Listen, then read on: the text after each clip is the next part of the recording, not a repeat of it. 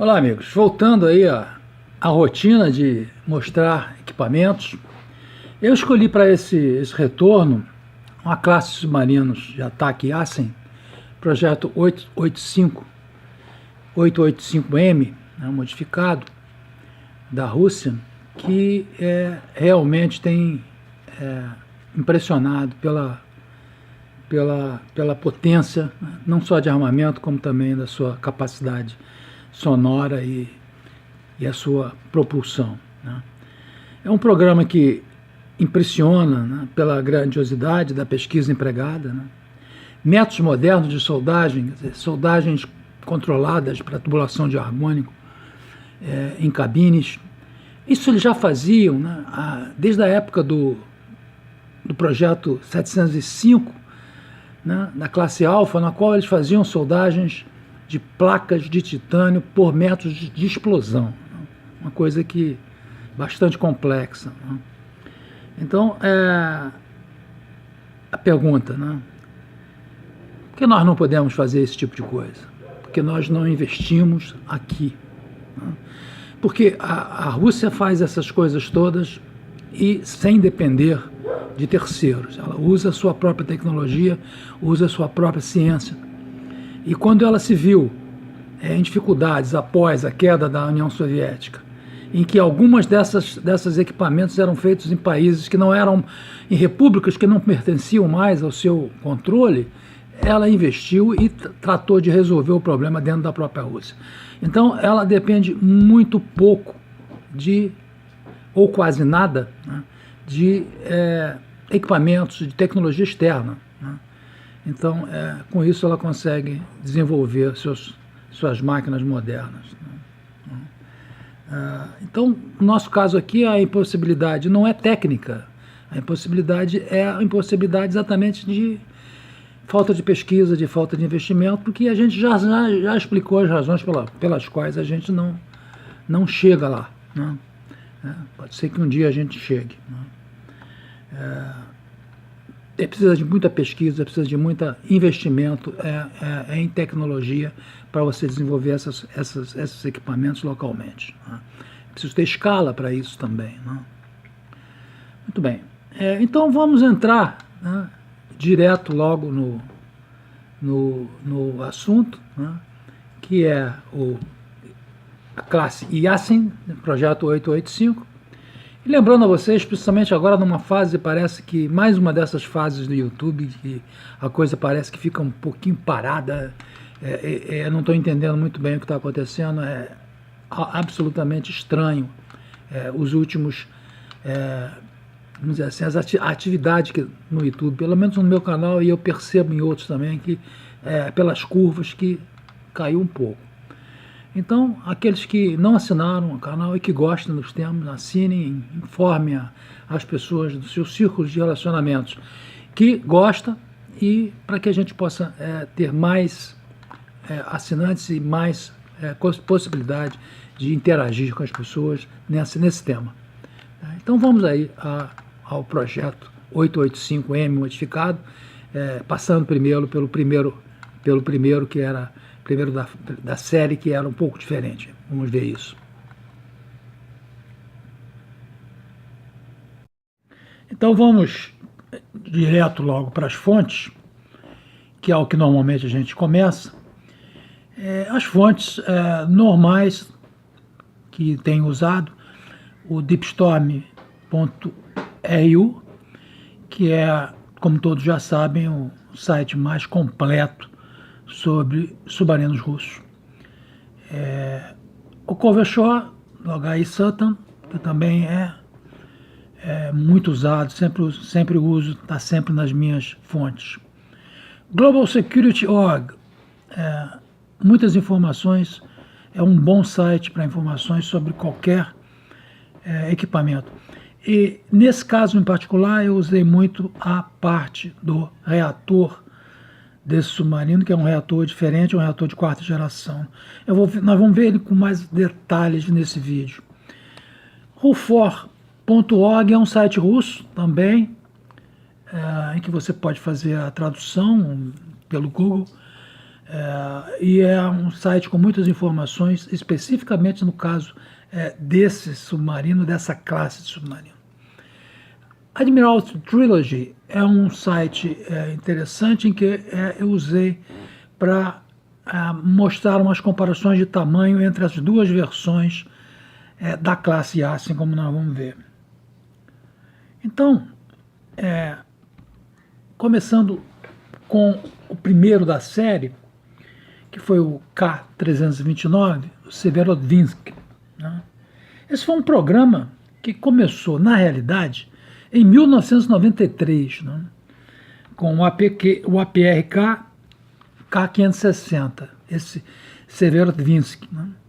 Que foi a construção iniciada em 21/12/1993. Ela foi iniciada no Northern Machine Building Enterprise, em Severodvinsk. Mas dificuldades orçamentárias na época, isso é exatamente aquele momento de mudança de União Soviética, caindo a União Soviética, postergaram esses trabalhos que foram interrompidos em 1996 com 15% de completeza do submarino. Essa construção só se reiniciou em 2004, claro, com revisões tecnológicas, né, um período aí de 8 anos, né? Então, algumas modificações tecnológicas tiveram que ser feitas. Esse é um custo da demora de construção. Teve que implementar coisa nova, que já está produzida, já está em operação. Em 2010, no dia 15 de junho, ele saiu da carreira. Em 2011, foi aprovado nos testes de cais e o reator foi colocado em criticalidade, foi colocado crítico pela primeira vez. Esse submarino, é o primeiro da série, ele ainda não carrega o reator que vai equipar o modelo, o submarino da classe A, assim, né? Os próximos, os modernos, aqueles em que a gente vai se deter. Ele ainda carrega um OK 650 kpm, né? 200 megawatts, turbina de 43.000 SHP. Testes de cais mais complexos são realizados no mês de agosto. Em 2011, em setembro, primeiros testes de mar, e por causa de alguns probleminhas, ele retorna mais cedo do que o que estava programado, né? Em 2011, ele completa os testes de mar. Em 2012, ele deveria ter sido entregue para o serviço da Marinha Russa. Mas alguns atrasos nos testes dos sistemas de mísseis, né, o Kalibr e o Onyx, postergaram essa entrega, né? 2012, junho e julho, ele realiza novos testes de mar. Em 2012, também realiza testes com mísseis 3M14TL, submerso e na superfície, contra alvos de superfície e alvos em terra. Em março de 2013, lançamento de míssil supersônico, o Onyx. E em 2013 realiza teste de mar durante 96 dias. Finalmente, em 17 de junho de 2014, ele é entregue à Marinha Russa. Então, como vejam, foram 21 anos desde iniciada a construção até a entrega à operação. A gente teve casos parecidos aqui. Nós tivemos um contra-torpedeiro durante a guerra, logo depois da guerra, né? Um classe A, o Ajuricaba, que levou 17 anos sendo construído no arsenal. Bom, as mudanças, né, que ocorreram durante esse período no país e no mundo, claro, levaram à necessidade de revisar esse projeto 885, né, que é um projeto do design do Malachite, né? E uma vez que muitas empresas que produziam componentes para ele estavam fora da fronteira da Nova Rússia e a eletrônica estava basicamente obsoleta, né, tiveram que realizar um novo projeto modernizado, que foi o 8851, é o 8885M, né? É o IA-100M, é o IA modificado. E uma série deles foi projetada, na qual o Kazan é o primeiro, né?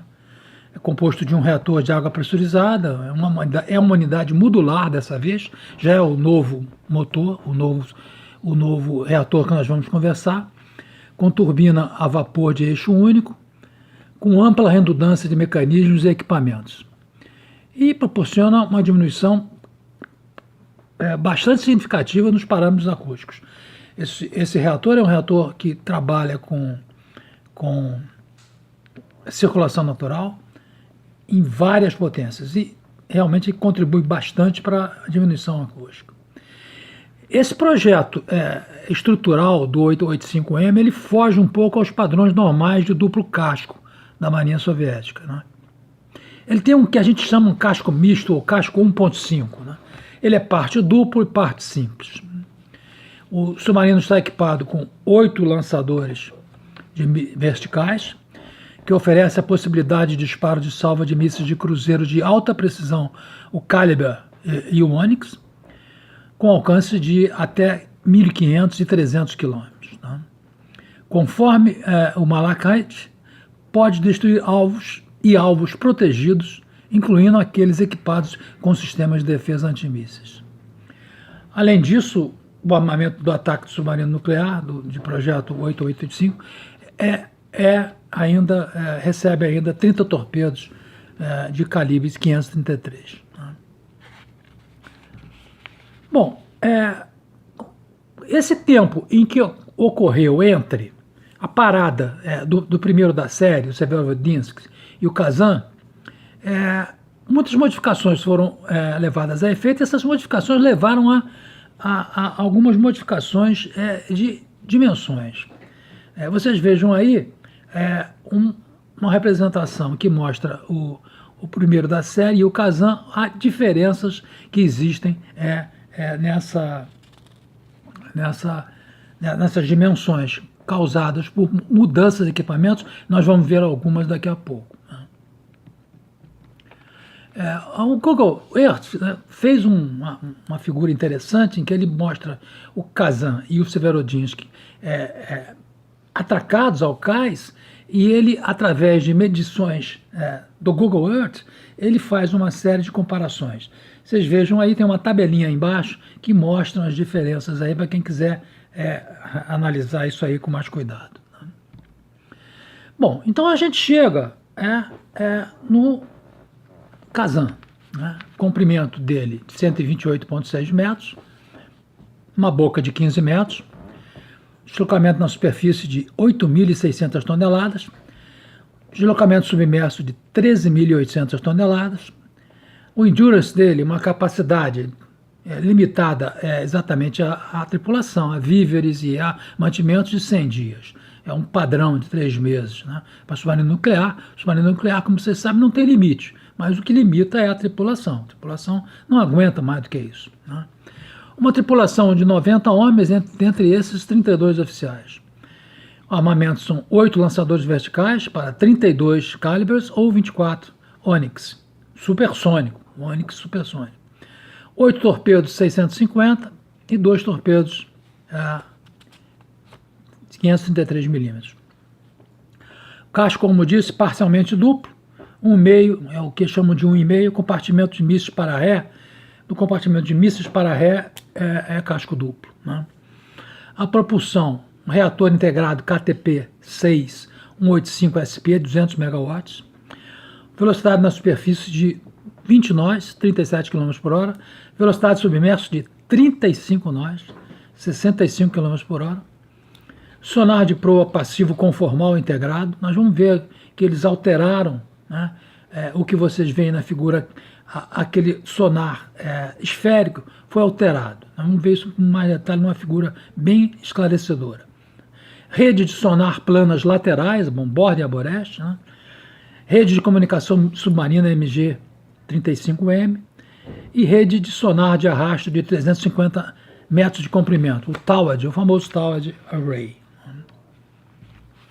Muito bem. Vamos falar um pouco sobre o reator KTP-6 185 SP de quarta geração. Uma característica que distingue esse novo tipo de reator é o arranjo monobloco integral de dispositivos em que o reator esse é o circuito primário de resfriamento, são montados em um único alojamento, né? Essa solução permite excluir grandes tubulações do projeto, né? Seu diâmetro máximo foi reduzido das tubulações de 675 milímetros naquele OK 650, que equipa o primeiro da série, para 40 milímetros para a conexão, né, de tubulações do KTP-6. E assim facilita a circulação natural do refrigerante em todos os modos de operação. Isso é muito interessante. Nós não estamos falando aqui só em baixa potência. Esse último é um dos critérios fundamentais para o baixo ruído de todo o barco, eliminando a necessidade de operação contínua das bombas principais de circulação e reduzindo a ordem de magnitude de consumo de energia do reator por suas próprias necessidades, proporcionando assim uma maior eficiência geral.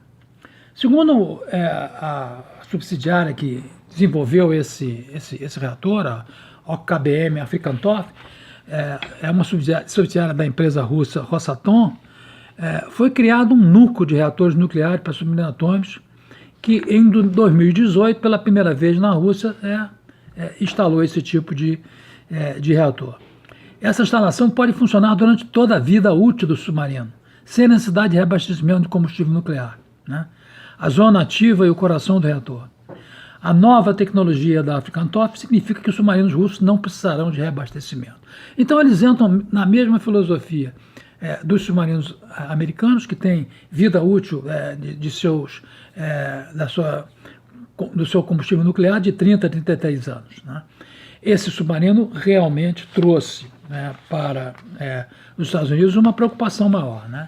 Porque estamos praticamente empatando mesmo para valer, né, a Rússia com os barcos americanos.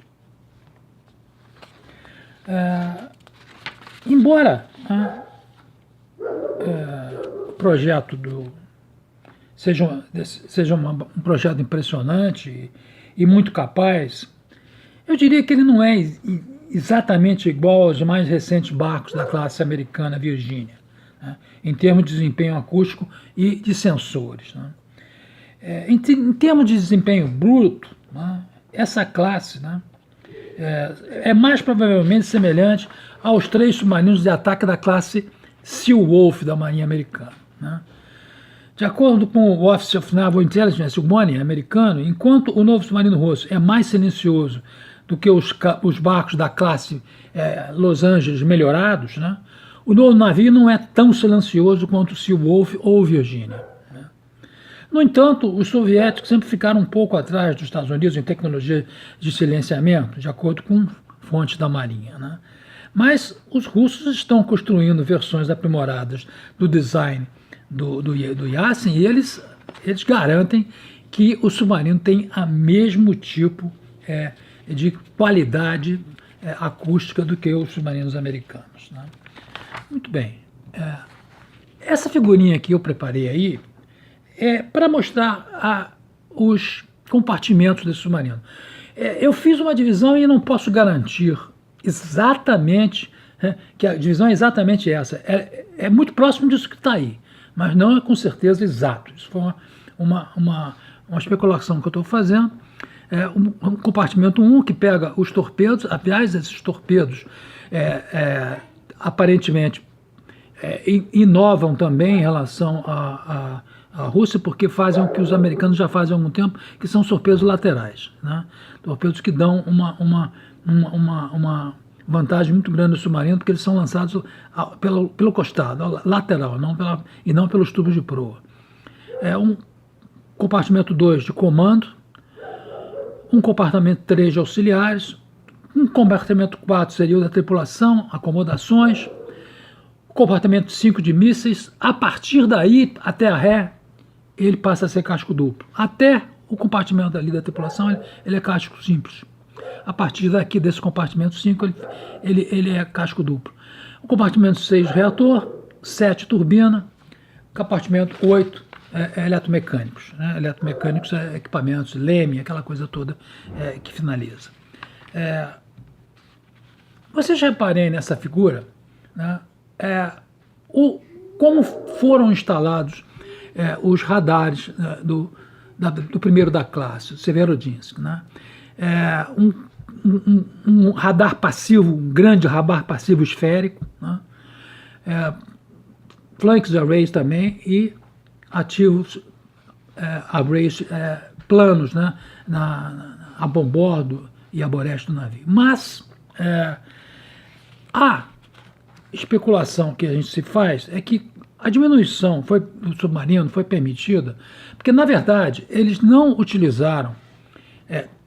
estão utilizando na classe Yasen, no Kazan em diante, essa versão passiva esférica na frente. Estão usando alguma coisa parecida com o que eles usaram no projeto 677, no LADA.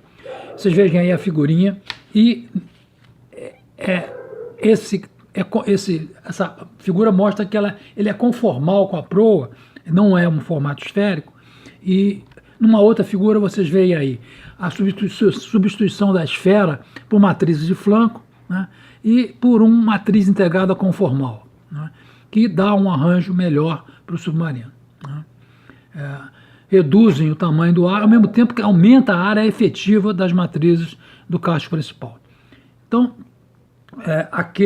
aquela figura que vocês viram, que tem a esfera, e que se supunha que o acesso seria como na classe Los Angeles, na classe Virginia, em que há um túnel para se acessar o sonar na proa, não é assim nesses submarinos da classe Kazan, né? Não tem um esférico, ele tem um sonar conformal, né? Muito bem. Esse aí é o planejamento que a gente tem para os submarinos russos dessa classe, né? Está mostrado embaixo, dá para ver aí embaixo, nessa figurinha de baixo, nós temos aí o Severodvinski já em operação, o Kazan já em operação, e os outros que estão previstos, os mais 1, 2, 3, 4, 5 ou 7, dizem que ainda tem mais 2, a previsão de mais 2, né? Então, essa é a apresentação que eu queria fazer desse submarino. É um submarino realmente impressionante e que traz para os russos, incluindo, né, as suas capacidades de mísseis, uma vantagem muito grande e um poderio muito grande da sua marinha, né? Então é isso, quem gostou, clica aí, até um próximo vídeo.